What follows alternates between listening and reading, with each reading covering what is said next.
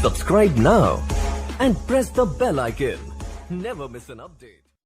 नमस्कार मित्रों, स्वागत करता हूं सबका इस YouTube चैनल पर जिसका नाम है स्टडी विद पीएन लोधा।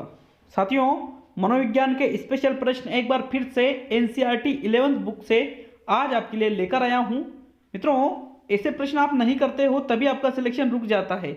इसी पर आधारित ये मैंने वीडियो बनाया है। बहुत ही शानदार क्वेश्चन आपको यहाँ पर देखने को मिलेंगे। और इससे पहले मैंने हिंदी का टेस्ट पेपर अपलोड किया है, टेस्ट नंबर 5, जिसमें पूरे 30 क्वेश्चन संपूर्ण सिलेबस से आपको देखने को मिलेंगे। तो जाइए एक बार उस वीडियो को भी आप देख लीजिए, या इस वीडियो के बाद वो भी एक छोटा सा वीडियो है, ये भी एक छोटा सा वीडियो है, इसको जरूर देखिएगा साथियों। बहुत ही शानदार अच्छे क्वेश्चन आपको यहाँ पर देखने को मिलने वाले हैं। तो चलिए शुरू करते हैं साथियों। एक एक क्वेश्चन को समझकर हम देखेंगे, एक एक क्वेश्चन को समझकर हम करेंगे, और आपको एक एक क्वेश्चन को मैं अच्छी तरह से एक्सप्लेन करके बताने वाला हूं। तो शुरू करते हैं साथियों। आपका प्रथम प्रश्न है, देखते हैं पहले प्रश्न को मित्रों। किसी तर्क की आधारिता को स्वीकार कर एक निष्कर्ष तक पहुंचना और फिर औपचारिक तार्किक नियमों का अनुसरण करना कहलाता है। विकल्प है आगमनात्मक तर्कना, निगमनात्मक तर्कना, संश्लेषणात्मक तर्कना और विश्लेषणात्मक तर्कना। तो मित्रों, प्रश्न क्या कह रहा है आपसे? किसी तर्क की आधारिता को स्वीकार कर, मतलब कोई तर्क या नियम है, उस चीज को आपने स्वीकार कर लिया है और उसके आधार पर किसी निष्कर्ष पर पहुंचते हो, और उसके बाद में आप औपचारिक तार्किक नियमों का अनुसरण करते हो, तो इसको कहा जाता है मित्रों निगमनात्मक तर्कना। अब देखिए, निगमनात्मक तर्कना इसको क्यों कहेंगे? क्योंकि निगमनात्मक तर्कना में पहले से जो निश्चित नियम है उनका पालन किया जाता है, और यहाँ पर पहले से जो तर्क है उसके आधार को आप स्वीकार कर रहे हो। मतलब खुद कोई नियम या तर्क नहीं दे रहे हो, बल्कि पहले से उपस्थित नियम या तर्क को मान रहे हो, फिर उसके आधार पे कोई निष्कर्ष निकाल रहे हो, तो उसको निगमनात्मक तर्कना कहा जाता है साथियों। विकल्प नंबर 2 आपका यहाँ पर सही आंसर रहेगा प्रश्न नंबर 1 में। देखिए पूरे के पूरे प्रश्न देखना, क्योंकि ये जो प्रश्न है ये इतने इंपॉर्टेंट क्वेश्चन है, बाद में ना मिला के ले जाना परीक्षा में, ठीक है? परीक्षा में बिल्कुल एग्जाम दे के आना और मिलाना एनसीईआरटी और आरबीएससी की जो मैंने टेस्ट सीरीज चला रखी है, इनके प्रश्नों को मिलाना अच्छी तरह से, आपको तब पता चलेगा। अभी तो आपको नॉर्मली लग रहा है कि हाँ टेस्ट दे रहे हैं, कर रहे हैं, अभी तो ऐसा कुछ नहीं लगेगा, लेकिन बाद में जब 1-2 नंबर से रह जाओगे और सोचोगे यार ये प्रश्न तो कराया था मैंने, तो इसको देखा ही नहीं, फिर आपके दिक्कत हो जाएगी। प्रश्न है 2, उद्दीपक के जोड़े में वह न्यूनतम अंतर जिसका प्रत्यक्षण हो सके कहलाता है। विभेदन, भेद सीमा, कूट संकेतन और विलोपन। तो मित्रों, कोई भी जो उद्दीपक है उन अगर उद्दीपक के जोड़े हैं, मतलब उद्दीपक किस रूप में है? जोड़ों के रूप में, तो उन जोड़ों के रूप में जो उद्दीपक है उनमें भी कुछ ना कुछ तो अंतर होता है, न्यूनतम अंतर जिसको आप देख सको, प्रत्यक्षण कर सको, जिसका उसे कहेंगे, तो उसको कहा जाता है साथियों भेद सीमा। क्या कहा जाता है उसको? भेद सीमा कहा जाता है। देखिए विभेदन और भेद सीमा दोनों अलग अलग चीज है। विभेदन वहां पर आता जब यहाँ पर आपका जो प्रश्न है वो थोड़ा चेंज रहता, लेकिन यहाँ पर आपसे क्या पूछा जा रहा है कि न्यूनतम अंतर, क्या पूछा जा रहा है? न्यूनतम अंतर जिसका प्रत्यक्षण हो सके, उसको भेद सीमा कहा जाता है। क्या कहा जाता है? भेद सीमा। विकल्प नंबर 2 आपका सही है साथियों प्रश्न नंबर 2 में। नेक्स्ट तीसरे क्वेश्चन पे चलते हैं साथियों। प्रश्न 3 क्या है आपका? पूर्व संक्रियात्मक चिंतन की एक प्रमुख विशेषता जो किसी व्यक्ति द्वारा अपने परिप्रेक्ष्य और किसी दूसरे के परिप्रेक्ष्य के बीच भेद न कर पाने की अयोग्यता की ओर संकेत करती है, कहलाती है सजीव चिंतन, पठन वैकल्य, अहम केंद्रवाद और वस्तु स्थायित्व। देखिए प्रश्न क्या पूछ रहा है आपसे, उसी को आपको देखना है मित्रों। पूर्व संक्रियात्मक जो अवस्था है वहाँ की तो ये बात है, उसमें बालक जो चिंतन करता है उसकी एक विशेषता होती है कि वो खुद के द्वारा खुद के परिप्रेक्ष्य और दूसरे के परिप्रेक्ष्य में भेद करने में अयोग्य होता है। तो उसको देखिए हम कहेंगे अहम केंद्रवाद क्या कहेंगे साथियों? अहम केंद्रवाद उसको कहा जाता है। मतलब वो खुद के और दूसरे की जो व्यक्ति है, जो खुद है वो, जो और जो उनसे उससे अलग जो लोग हैं उनमें वो अंतर कर ही नहीं पाता है। वो हर चीज में खुद को ही केंद्र मानता है साथियों। तो इसको अहम केंद्रवाद कहा जाता है। तीसरा विकल्प सही है। वस्तु स्थायित्व आपके प्रथम अवस्था संवेदी गामक में चलता है, जिसमें बालक वस्तु स्थायित्व के गुण धीरे धीरे उसमें विकसित होने लग जाते हैं। वस्तु स्थायित्व का मतलब क्या होता है कि बालक को आप कोई चीज देते हो, उसके सामने रखते हो और फिर अचानक उसको गायब करते हो, तो बालक, अगर ये पता चलता है बालक को कि वो मेरे सामने से गायब हुई है बल्कि उसका कहीं ना कहीं अस्तित्व बना हुआ है, तो वो वस्तु स्थायित्व का गुण उत्पन्न हो गया।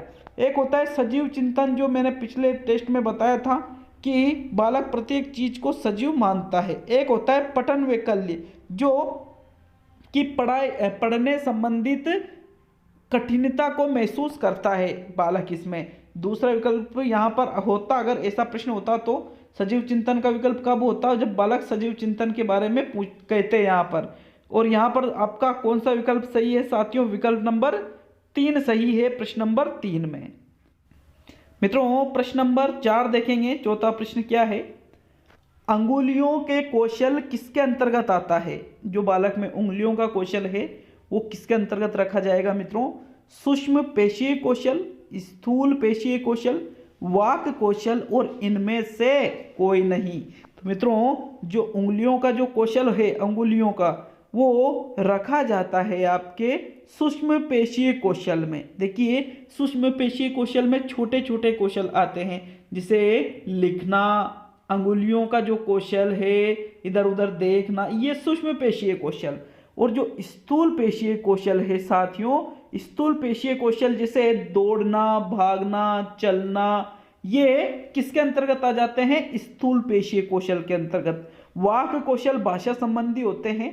तो यहाँ पर आपका दूसरा और तीसरा विकल्प गलत है, ओनली प्रथम विकल्प ही सही रहेगा प्रश्न नंबर 4 में। प्रश्न 5 पे आते हैं। मस्तिष्क में कौन सा गोलार्ध पेशीय और संज्ञानात्मक कार्यों पर नियंत्रण करने का कार्य करता है? दायां गोलार्ध, बायां गोलार्ध, दोनों और इनमें से कोई नहीं। तो मित्रों देखिए मस्तिष्क में 2 तरह के गोलार्ध होते हैं।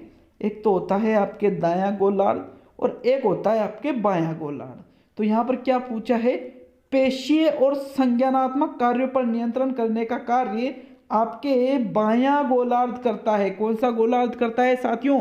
बाईं तरफ का जो गोलार्ध है वही आपकी जो पेशीय कार्य करते हो आप मांसपेशियों के द्वारा, जो संज्ञानात्मक कार्य करते हो आप मस्तिष्क के द्वारा, इनका नियंत्रण करने का कार्य आपके कौन सा गोलार्ध करेगा? बायां गोलार्ध। विकल्प नंबर 2 सही है साथियों प्रश्न संख्या 5 में। नेक्स्ट 6वां प्रश्न देखेंगे मित्रों। एरिक्सन की विकासात्मक अवस्था जिसमें किशोर इस तरह के द्वंद्वों का सामना करते हैं कि वे कौन हैं, वे क्या है और जीवन में वे कहाँ जा रहे हैं, वो अवस्था कौन सी होती है? समग्रता बनाम भग्नाशय, विश्वास बनाम अविश्वास, उपक्रम बनाम ग्लानि, पहचान, भूमिका और संभ्रम। तो साथियों यहाँ पर पहचान, भूमिका, बनाम भी आता है एक शब्द, पहचान, भूमिका, बनाम, संभ्रम। तो यहाँ एक शब्द थोड़ा मिसटाइप हुआ है मुझसे मित्रों, ये मेरी गलती है मित्रों। देखिए पहचान, भूमिका, बनाम, संभ्रम, मेरी मिस्टेक है साथियों, ठीक है। यहाँ पर ये बनाम शब्द आना चाहिए था। तो देखिए एरिक्सन का जो मनोसामाजिक विकास का सिद्धांत है, हर बार क्वेश्चन पूछा जा रहा है यहाँ से, तो इसीलिए मैं भी हर बार क्वेश्चन लाता हूं। यहाँ से क्वेश्चन कहाँ से आएगा? कह रहा हूं ना, क्वेश्चन आएगा तो अपने में से ही आएगा, क्योंकि हर चीज में खोल के लाता हूं, हर चीज को अच्छी तरह से दिखाता हूं आपको साथियों। एक एक चीज, एक एक मैटर, एक एक पॉइंट, हर एक बुक्स जो इंपॉर्टेंट है, जो फैक्ट वाली बुक है, सभी आपके लिए लेकर आता हूं। मुझे इसके लिए 1 घंटा, 2 घंटा, 3 घंटे, 4 घंटे, 6 घंटे, कितनी मेहनत करनी पड़े, लेकिन मैं पूरी मेहनत करके टाइपिंग करता हूं खुद। तो साथियों देखिए एरिक्सन की जो विकासात्मक अवस्था है, अब किशोर, तो किशोर वही पहचान, भूमिका, बनाम, संभ्रम हो जाएगा ये। तो पहचान बनाम पहचान भ्रांति के नाम से भी इसको जाना जाता है, जिसमें बालक खुद की पहचान की वो सोचता है कि वो को क्या है, उसका समाज में अस्तित्व क्या है, वो जीवन में वो कहाँ जा रहा है, वो ये सभी चीजें पहचान भूमिका बनाम संभ्रम के अंतर्गत आ जाती है। चौथा विकल्प आपका सही है साथियों प्रश्न नंबर 6 में। देखिए, विश्वास बनाम अविश्वास प्रथम अवस्था है, समग्रता बनाम भग्नाशा 8वीं अवस्था है, उपक्रम बनाम गलानी आपके शायद देखिए यहाँ पर तीसरी या ये चौथी अवस्था है साथियों, तीसरी या चौथी, थोड़ा सा डाउट हुआ है मुझे इसमें। तो यहाँ पर आपका जो चौथा विकल्प है वो इसका सही है। प्रश्न नंबर 7 पे आते हैं। ऐसे परीक्षण जिनमें भाषा की आवश्यकता नहीं होती है कहलाते हैं निदानात्मक परीक्षण, उपचारात्मक परीक्षण, निष्पादन परीक्षण और उपरोक्त सभी। तो साथियों देखिए, जिनमें भाषा की आवश्यकता नहीं होती तो उसको परफॉर्मेंस टेस्ट कहा जाता है। क्या कहा जाता है उनको? परफॉर्मेंस टेस्ट के नाम से जाना जाता है। विकल्प नंबर 3 सही है साथियों प्रश्न नंबर 7 में। उसको कहते हैं निष्पादन परीक्षण, जिसमें कोई कार्य करने पड़ते हैं व्यक्ति को जिसमें लैंग्वेज की आवश्यकता नहीं होती है। विकल्प नंबर 3 सही है साथियों प्रश्न नंबर 7 में। निदान में बच्चों की कमजोरियों का पता लग जाता है, उपचार में उन कमजोरियों को दूर किया जाता है। प्रश्न नंबर 8 पे आते हैं साथियों। पियाजे के अनुसार विकास का वह कौन सा चरण है जिसमें बच्चे संसार को शब्दों, प्रतिमाओं और रेखांकन से प्रस्तुत करते हैं किंतु तार्किक रूप से संक्रिया नहीं कर सकते? तो संवेदीगामक अवस्था है, वो पूर्व संक्रियात्मक अवस्था है, संक्रियात्मक अवस्था है और अमूर्त संक्रियात्मक अवस्था है। मित्रों देखिए, क्या क्वेश्चन को पकड़ेंगे कहां से अपन? तार्किक रूप से संक्रिया नहीं करेगा तो मतलब जो अमूर्त वाला है और जो मूर्त है जहां से तर्क देना बालक चालू कर देता है, वो तो आपका दोनों ऑप्शन आप हटा सकते हो। तो मतलब तीसरा और चौथा विकल्प आप बाहर निकाल दो। अब कौन कौन से विकल्प बचे? पहला और दूसरा। कैसे निकाला अपन ने? तार्किक शब्द आ रहा है ना, तार्किक रूप से संक्रिया नहीं कर सकते, तो मतलब पहले दूसरे की ये बात की जा रही है। आगे देखेंगे क्योंकि इनमें तो वो तार्किक रूप से संक्रिया कर सकता है। जो बच्चे होते हैं वो संसार को शब्दों, प्रतिमाओं, रेखांकन, तो वो 0 से 2 में तो ये कर नहीं पाएगा। कर पाएगा क्या? नहीं कर पाएगा। वो 2 से 7 के बीच में ये चीजें आरंभ करता है, लेकिन वो तार्किक रूप से संक्रिया नहीं कर पाता है। तो मतलब इसका आंसर रहेगा आपके पूर्व संक्रियात्मक अवस्था। विकल्प नंबर 2 आपका बिल्कुल सही है साथियों प्रश्न नंबर 8 में। नेक्स्ट 9वां क्वेश्चन देखेंगे। केंद्र से बाहर की दिशा का पेशी विकास कहलाता है निकटता सिद्धांत, सिर पदाभिमुखी सिद्धांत, समीप दुर्भिमुखी सिद्धांत, ये दुर्भि नहीं है, ये दुराभिमुखी है ना, और सेतु या पोन्स। तो साथियों राइट आंसर बताना है प्रश्न नंबर 9 में। केंद्र से बाहर की दिशा का पेशीय विकास क्या कहते हैं? मित्रों इसको निकटता का सिद्धांत नहीं कहते हैं। सिर पदाभिमुखी में तो क्या होता है? विकास सिर से पैरों की ओर बढ़ेगा, तो ये भी आपका आंसर नहीं है। समीप दुराभिमुखी जो सिद्धांत है इसमें आपके विकास, पेशीय विकास हो या अन्य कोई विकास, केंद्र से बाहर की दिशा का पेशीय विकास होता है समीप दुराभिमुखी सिद्धांत में। साथियों प्रश्न नंबर 9 में आपका तीसरा विकल्प सही है। बाकी आप तो मित्रों नीचे कमेंट बॉक्स में जरूर लिख करके जाए सेतु या पोन्स का मतलब क्या होता है। वास्तव में अगर आप तैयारी कर रहे हो तो आपको अच्छी तरह से पता होना चाहिए कि सेतु या पोन्स का मतलब क्या है। मैं अच्छी तरह से बता चुका हूं, 2-3 बार बता चुका हूं। यहां पर आपका तीसरा विकल्प सही है। प्रश्न 10, किसी भौतिक उद्दीपन की अनुभूति कहलाती है संवेदी स्मृति, आत्म, प्रत्यक्षीकरण और संवेदना। देखिए किसी भौतिक उद्दीपन की अनुभूति को आप संवेदी स्मृति नहीं कहोगे, आत्म नहीं कहोगे, प्रत्यक्षीकरण नहीं कहोगे, बल्कि उसको संवेदना कहोगे। क्या कहोगे साथियों? संवेदना का मतलब क्या होता है कि आपके सामने कोई उद्दीपन होता है भौतिक रूप से, उसकी यदि आप अनुभूति कह लेते हो तो उसको संवेदना कहेंगे। जैसे उदाहरण देना चाहूँगा, जैसे कोई सा भी भौतिक उद्दीपन, आप कहीं पर भी जा रहे हो और भौतिक रूप से आपको कोई चीज आपके सामने आती है और आप उसका यदि अनुभव कर लेते हो तो उसको ही संवेदना कहेंगे। बल्कि संवेदी स्मृति क्या होती है साथियों? संवेदी स्मृति में उस चीज को स्मृति में सुरक्षित रखा जाता है। आत्म में क्या होता है साथियों? आत्म का मतलब होता है खुद के बारे में जानने वाली चीजें। तो यहाँ चौथा विकल्प सही है। बाकी प्रत्यक्षीकरण संवेदना के बाद आता है मित्रों। प्रश्न 11 देखेंगे। प्राचीन अनुबंधन में एक समाप्त हुई अनुबंधित अनुक्रिया का एक विश्राम अवधि के बाद पुनः प्रकटीकरण कहलाता है। कि जो प्राचीन अनुबंधन का सिद्धांत दिया गया है साथियों पावलोव के द्वारा, उसमें जब जो अनुबंधित अनुक्रिया है वो जब एक विश्राम अवधि के बाद, मतलब कई दिनों तक वो अनुक्रिया कराए नहीं उस उद्दीपक से, तो बहुत सारे दिन हो गए और वो अनुक्रिया समाप्त हो गई और अचानक किन्हीं कारणों से वैसा ही कोई उद्दीपक सामने आता है और वो अनुक्रिया चालू हो जाती है, तो उसको क्या कहेंगे? Spontaneous recovery, schema, objects permanence और कॉग्निटिव इकोनॉमी। तो मित्रों देखिए, क्वेश्चन का जो ऑप्शन है मैंने उनका नाम इंग्लिश में दे दिया। ऐसा एग्जामिनर आपके साथ करता है कि नहीं करता है? आप सभी को पता है, कई ऐसे क्वेश्चन आ चुके हैं कई बार रीड के अंतर्गत। साथियों ऐसा एग्जामिनर करता है। मैं भी तो वही चीज कोशिश कर रहा हूँ कि आपको परफेक्ट बनाऊं, साइकोलॉजी में परफेक्ट क्वेश्चन आपके लिए लेकर आऊं, ताकि आपको जब रीड का एग्जाम दो पूरी कोशिश रहेगी मेरी कि वहां पर ऐसा लगेगा कि आप मेरे चैनल पे टेस्ट दे रहे हो। आपको ऐसा लगना चाहिए साथियों। तो इसको कहा जाएगा स्पॉन्टेनियस रिकवरी। स्पॉन्टेनियस रिकवरी का मतलब होता है मित्रों स्वतः पुनः प्राप्ति। क्या होता है उसका मतलब? स्वतः पुनः प्राप्ति। यहां पर अगर मैं स्वतः पुनः प्राप्ति लिख देता तो आप आराम से इसका आंसर दे सकते थे, लेकिन यहां पर भी आपके लिए हिंट था, क्योंकि पुनः प्राप्ति को इंग्लिश में कहते हैं रिकवरी। ये स्पॉन्टेनियस शब्द अगर आपको याद नहीं था तो रिकवरी तो नॉर्मल एक कॉमन शब्द है। रिकवरी का मतलब क्या होता है? पुनः प्राप्ति। तो यहां पर पुनः प्राप्त हो रहा है ना, पुनः प्रकट हो रहा है वो व्यवहार। तो इसलिए आपका प्रथम विकल्प इस प्रकार आप यहां पर सही कर सकते थे साथियों। नेक्स्ट है प्रश्न नंबर 12 देखेंगे साथियों। प्रदीप्ति कहलाती है सृजनात्मक प्रक्रिया की एक अवस्था, उद्दीपक के जोड़े, उद्दीपकों के समुच्चय के मध्य विभक्त और पढ़ने में होने वाली कठिनाई। तो साथियों पढ़ने में होने वाली कठिनाई तो पठन वैकल्य कही जाएगी, तो ये गलत है।